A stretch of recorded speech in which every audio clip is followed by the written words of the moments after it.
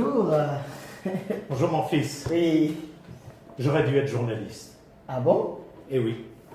Car parmi mes pères spirituels, deux occupaient lorsque j'étais étudiant en sciences politiques des fonctions de rédacteur en chef. L'un au Dauphiné libéré, l'autre au Progrès de Lyon. Ces journaux vivaient la fin d'un certain âge d'or, issu de la Libération, et la presse quotidienne régionale commençait à se poser de sérieuses questions sur son avenir. Au Dauphiné, François Roux, démocrate chrétien qui avait été proche de Georges Bidault et d'Eugène Claudius Petit, était un ami de mon père. Diplôme de Sciences Po en poche, il me proposait de m'engager comme journaliste et d'obtenir en une année le fameux sésame, la carte de presse. Je lui ai répondu non.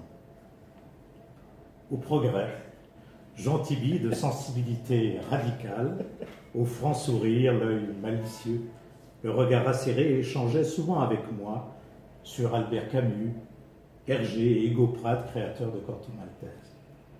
L'étudiant que j'étais encore ne pouvait pas se lasser du ballet des typographes sur le marbre, de l'odeur d'encre qui remontait jusque dans la salle de rédaction. Au fil des heures, la lumière s'apparentait à celle d'un film d'Orson Welles, je pense bien sûr à Citizen Kane. Il finissait par être minuit. La première édition du Matin sous le bras, heureux de notre complicité, au moment de lui dire au revoir, Jean m'interpellait une dernière fois. « Daniel, n'oublie jamais Camus.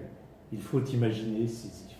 Heureux. » Quelques années après, Jean-Louis Pichon, qui fut un grand directeur de l'Opéra de Saint-Étienne et le fondateur du Festival Massenet, avec qui j'ai collaboré en confiance et en amitié pendant de nombreuses années, m'avait mis en relation avec Michel Lecat, ancien secrétaire de Jean Villard au Festival d'Avignon.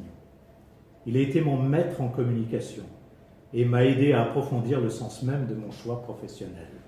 Il me disait « Daniel, dans ce métier, il faut savoir déplacer les chaises et les montagnes. » J'ai fait en sorte de me souvenir de ce sage conseil pour ce qui concerne les chaises.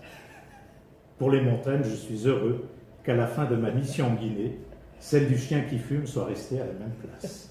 Faire bouger quelques lignes aura déjà été un vrai bonheur. Alors, c'était un extrait du livre de Daniel Couriol, « Toi, Guinée, tu m'as pris dans tes bras ». Oui, on a décidé de présenter des auteurs guinéens, mais aussi des auteurs que la Guinée a adoptés, que la Guinée a pris dans ses bras, n'est-ce pas? J'attends mon passeport. Alors ensemble, on va dire « En route vers Conakry, capitale mondiale du livre 2017 ».